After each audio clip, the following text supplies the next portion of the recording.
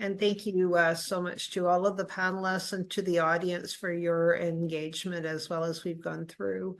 I think in terms of questions, you know, we have certainly clearly heard the continual and continued exile and ethnic cleansing is made possible through the support by Israel's colonial allies.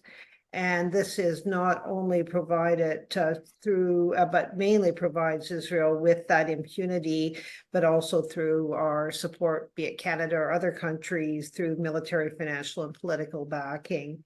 And so certainly today's conversation around the importance of having the focus remain on the root causes of forced displacement and transfer, and inalienable right of return, and legal and practical measures and steps to ensure fulfillment of that right has been so important, and all four of you have spoken so strongly to that.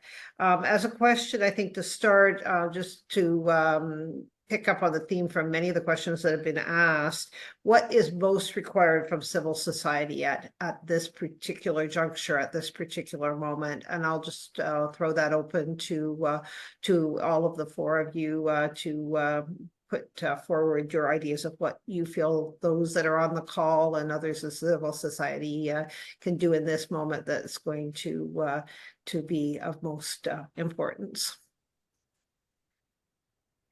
I would like to say that the most important thing we have to do now is to expose the hypocrisy and the double standard of our government in Canada, first of all, in the case of Canada. Because really, they not only expose it, but show that how the governments and the mainstream media are undermining the Canadian Charter of Rights and Freedoms. They are undermining Canadian laws. They are undermining international law, like the International Court of Justice decision, which said the occupation is illegal. Canada's reaction or response so far has been very, very, neutral in a way. So we have to expose that these institutions which are in power are really threatening Canadian society.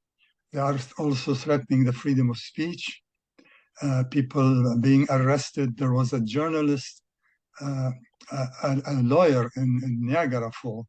She was, she was approached by the RCMP, questions, threatened with arrest because she had posted something on social media exposing and condemning Israeli genocide and mistreatment of Palestinians.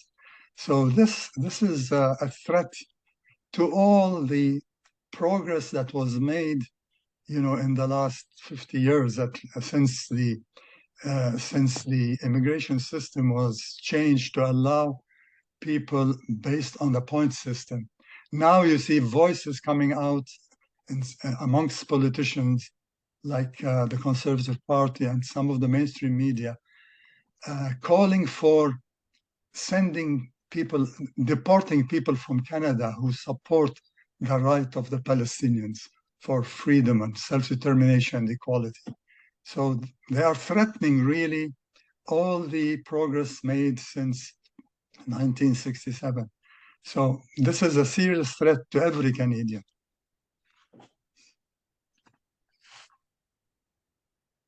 I would also